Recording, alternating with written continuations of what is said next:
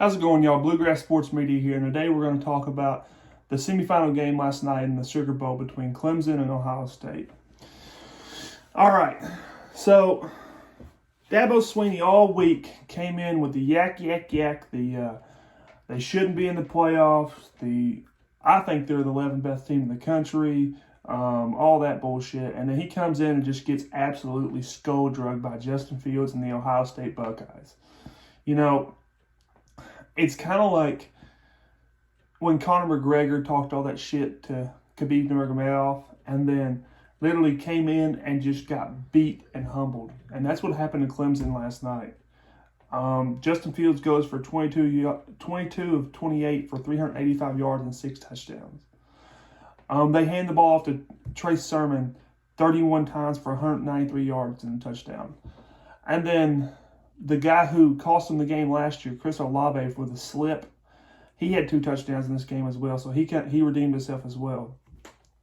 And you know, when you have the number 1 overall pick, Trevor Lawrence, it's going to be, he's always going to play well.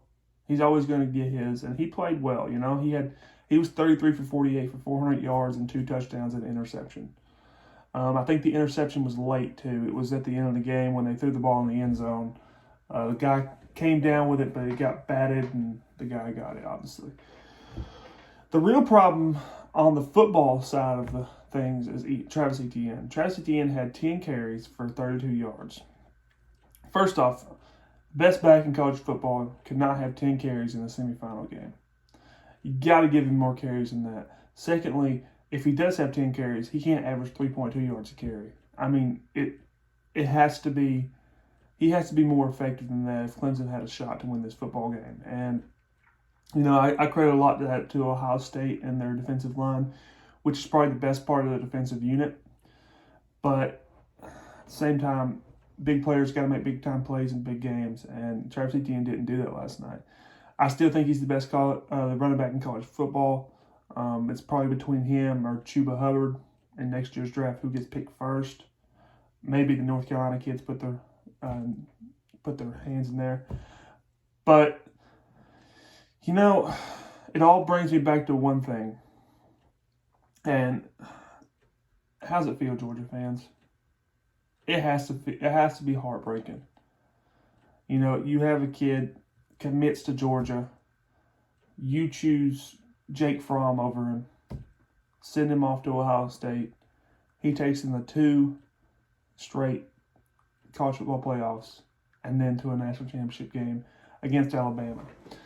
That could be you, Georgia. And to be honest with you, if it was Georgia, if Justin Fields is the quarterback of the University of Georgia Bulldogs right now, I think the national championship game would be a lot closer. I think that team would have a lot better chance to beat Alabama than this Ohio State team does, especially with a hobbled Justin Fields.